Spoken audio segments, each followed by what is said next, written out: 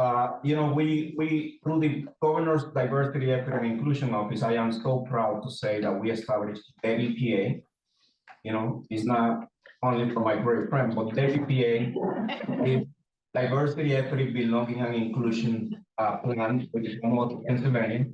For the ladies in the audience, that the word that it has to be very respectful. So I asked a lot of ladies, is it okay for me to use Debbie as a name for this plan that we are implementing? And all of them were excited. They even said, thank you for not thinking about Jose, or John, but putting a name to the program that we're implementing at the state level. Now, it is a work and a labor of love. It's not going to be easy. We are changing culture. We're changing dynamics. We're changing the way Commonwealth employees think. And why we do this? Because at the end of the day, we are here to serve 80,000 employees from 13 million diverse Pennsylvanians. And because that word is important, diverse Pennsylvanians. We are no longer the Pennsylvania of William Penn, and we are no longer the Pennsylvania of George Washington. We are the Pennsylvania of Josh Shapiro, right? And the Pennsylvania of Josh Shapiro today looks a lot different than what it looked 100, 200, 300 years ago. So I am fully committed, and the governor is fully committed to ensure that we are not losing anything that makes Pennsylvania so unique and so special, but also that we are adding and enriching through the diverse voices that come to the states, our future, and a future that is promising. The governor said a few days ago that we are tired of not leading. Well, Pennsylvania is leading again. And we are leading not only among the states, because our kids are not only competing with Maryland and Delaware. I want my kids in the school district of Lancaster at John Pearson McCaskey High School to compete with kids in Singapore and China and India. And the only way that we do that is by having an inclusive agenda that reflects diversity, equity, belonging, and inclusion. So with that said, let me just go to the Hispanic Heritage Fund. We are here to celebrate the countless contributions Latinos have made and continue making to the nation, but also to the world. And even though when we are in Lancaster County and in some circles, we might think that Latinos just arrived here a few years ago, that is so wrong. Latinos have been here even before the United States was or is the land that is today. I remember that there are 5 states in the southwest of the United States, that they were part of Mexico. So when you hear the term, we didn't cross the border, but the border crossed us, it's a reflection of that history. That, California and Texas and New Mexico and Arizona, all those states were part of Mexico. And that's why you have Los Angeles, you have San Francisco, you have San Bernardino, you have Santa Clara. And I can continue, with those Spanish names, because in reality, the term is so true to the history of the United States. The border didn't, they didn't cross the border crossed them. When you look at Gettysburg and the Civil War, we have captains and individuals from Latino descent that were fighting alongside both sides of the aisle to fight for whatever they believe was the best course that we will take for the United States.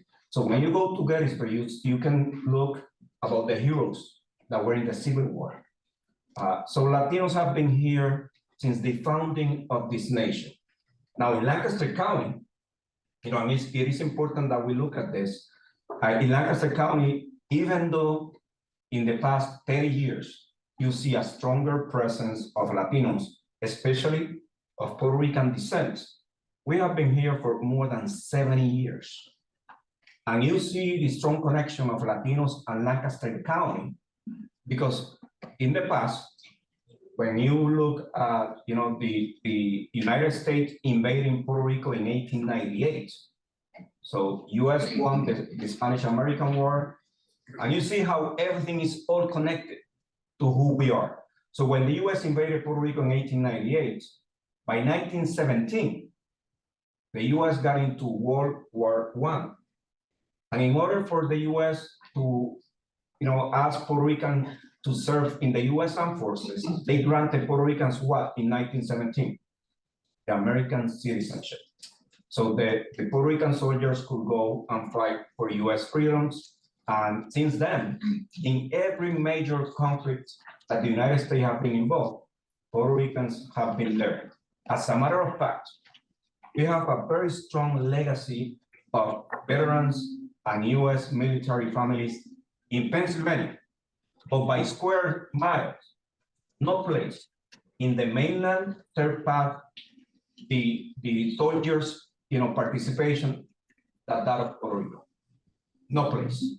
Even with such an island of 3.5 million now, back then about 1.9 million, more than 65,000 Puerto Ricans served in Korea and Vietnam. So you see that connection.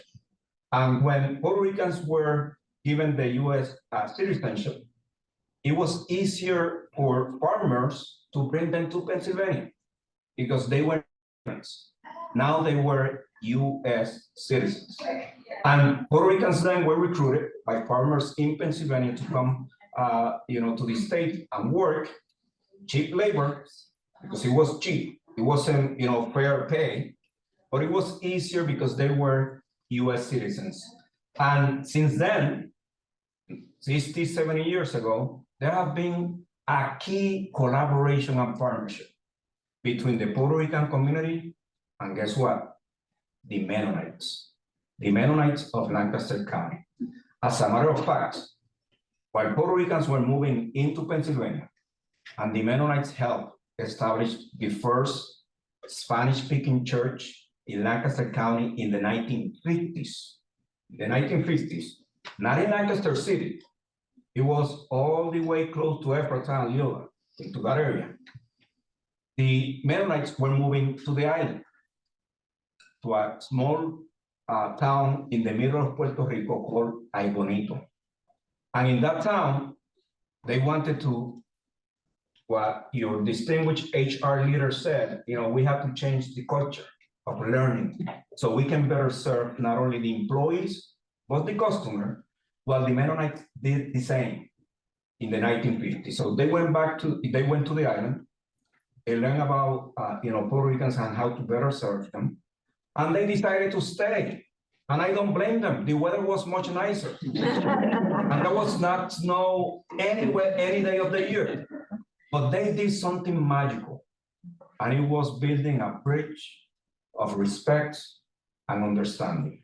And they established churches. You see the Mennonite church and the Mennonite hospitals, and Mennonites, anything and everything in the town of Ay Bonito. And today, most of the hospitals in the island are owned by the Mennonites that arrived, more than 60 years ago in Puerto Rico. So there's a strong connection between Lancaster County and that emerging, growing Puerto Rican community. Now, you also know, because we are celebrating Hispanic Heritage Month, that for a long time, Puerto Ricans were the majority of Latinos, and the only ones at some point. Today, it is a completely different story. It is a diverse community. It is a community of Mexicans and Guatemalans, of Dominicans and Cubans, and yet, Puerto Ricans are still the majority.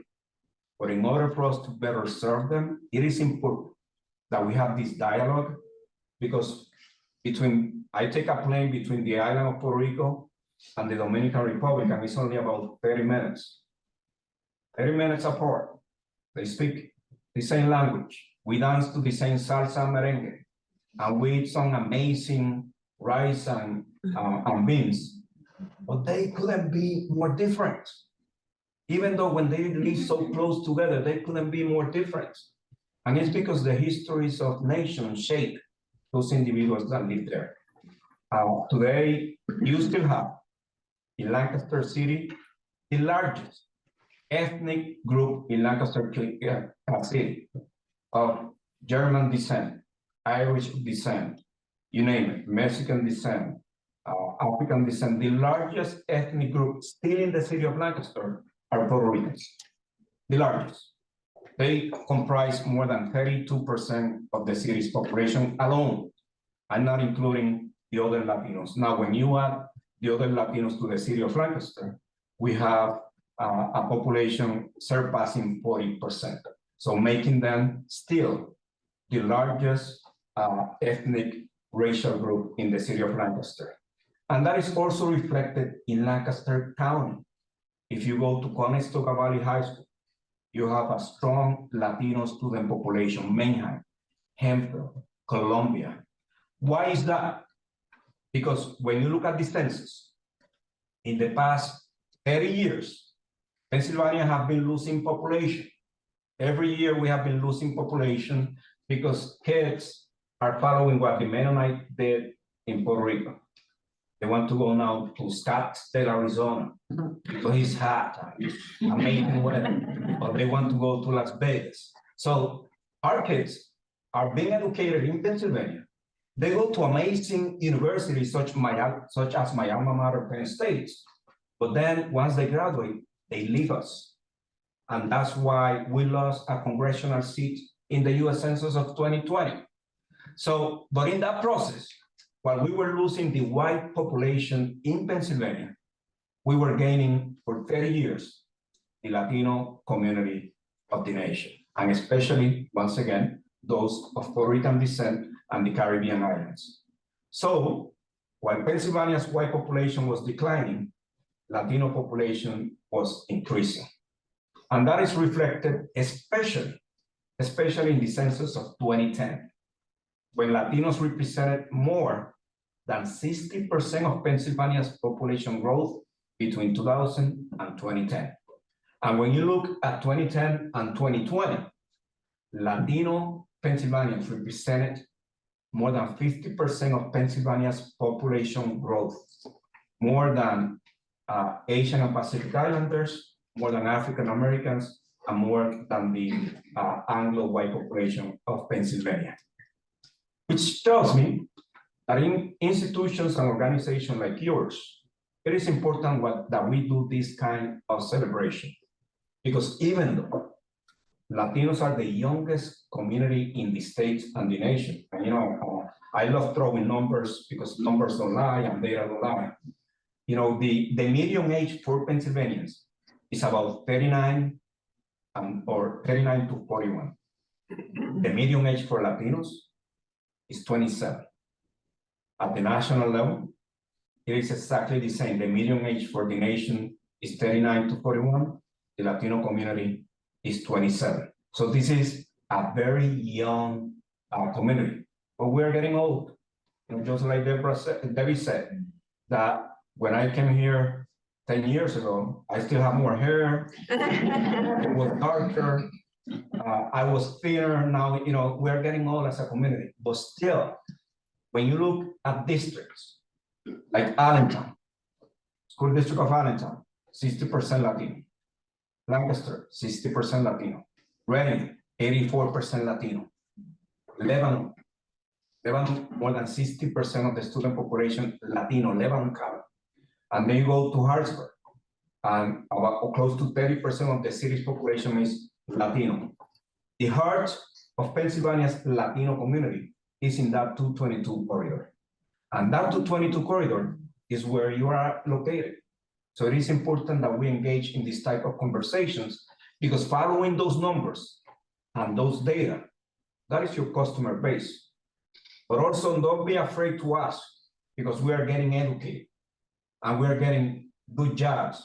So we are also here to volunteer and to support the mission that you are doing, because it is important. It is important for you, but it's also important for us as a community. So there are 1.1 million Latinos in Pennsylvania today. Another interesting fact, the city of Philadelphia. We thought that the city of Philadelphia was going to lose population from left to right. We gained population. And Philadelphia was going to be ranked at some point. At some point, Philadelphia was one of the top 3 largest cities in America. And then after 2020 census, it was the fifth. Now it's number 6. Because where Latino, the Latino community is moving, that is where the nation is growing. So number 5 now is San Antonio, Texas. And now Philadelphia is number 6. But we were expected to be Philadelphia like number 7 or number 8. Why Philadelphia grew so much? It wasn't the white Anglo community and it wasn't the African American community. Everything that added population to Philadelphia was Latino, Asian and Pacific Islander, and immigrants. Immigrants from Africa, immigrants from Haiti, immigrants from all over the world. And that is something that you see also in Lancaster County.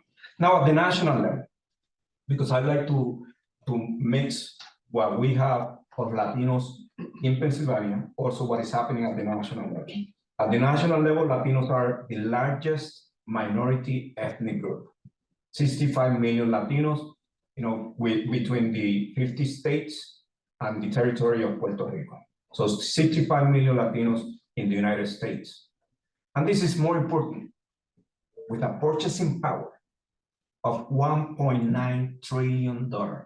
That is trillion with a T.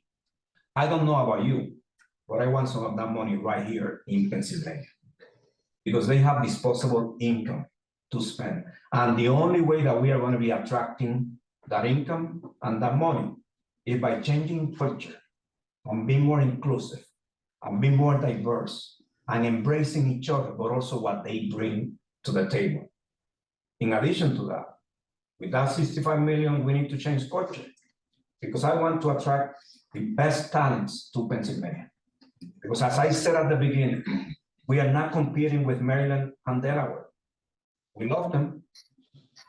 They are part of the 50 states of the union, but they are not in my radar to compete with them. I want to compete with China and India and Japan, the large economies of the world. And the only way that we are going to do that is by embracing those diversity, equity, and inclusion values. In conclusion, because I think Debbie told me that it was only about 10 minutes. Taking more than 10 minutes. In conclusion, let me just share some personal remarks. I am so proud to be a Pennsylvanian, a Latino Pennsylvanian, because Pennsylvania has been so good to me. Pennsylvania is an amazing state. And if you were born, raised, and educated here, thank you for opening your hearts and your arms to a kid like me. When I arrived here from Puerto Rico, I arrived with nothing in my pockets, empty, not even a quarter. But my pockets, they were full of hopes and dreams and aspirations. And I believe back then, what Penn and Washington and even Shapiro and Corbett and both sides of the aisle, when they run for office, they run because they believe in Pennsylvania. So back then, as a young age, I believe in Pennsylvania. And even though I come from the poorest barrio in my hometown of Guayama, Puerto Rico, today I am the first Commonwealth Chief Diversity Officer. And I'm making a difference in the life of 13 million Pennsylvanians. I am influencing the nation in the way they think. So to you, I tell you, thank you. Thank you, Lancaster, for being my home. Thank you for opening your hearts. And I know that when we put in your care my blood, my race, my ethnic group, I know that in the last days that they are going to be here, even if you don't speak Spanish, I know they are going to be in good hands, because you're going to take care of them with dignity and respect, because those are the true values that I know about Lancaster County. So let's celebrate Hispanic Heritage Month. Don't think that is just because we want to take over. We don't want, we want to be equal partners. We want to contribute, and we want to live, play, work, and worship together with you. Because the Latino community's contribution to the state and to the nation are endless. And we are just starting. We are just starting to contribute to the cultural fabric of Pennsylvania and the cultural tapestry of the nation. So on behalf of all of us, and Debbie and Jessica, and the Latinos that you serve, thank you, and please don't stop doing the amazing work that you do on a daily basis. Gracias.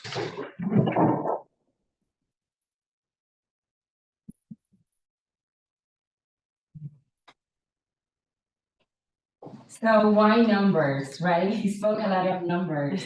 Numbers are important for us to know where we're at. And I know that we are young. We are the ones who take care of our parents. We are the ones who makes decisions. We are the ones that collaborate with you on a daily basis. So understanding where we're coming from, what are the things that we are doing, what are the things that are important to us, and how we align our values and beliefs aligned with the mission and the values and beliefs here in office makes a difference as well. So I encourage you, if you have questions, I don't know if you have any questions for him, Gail? Not online. Okay, if you have any question. No question. So thank you, Norman. We just want to give you this gift. Thank you for your time, for being here with us today. I know that you're busy and a busy guy to do, but thank you. And if you don't mind, I will have to leave if you don't have any questions. I have a Hispanic Heritage Month, so.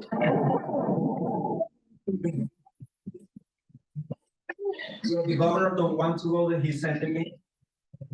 You know, I love Hispanic Heritage Month, but I also hate it. It's going to be between now and October 15, having events. Thank you so much.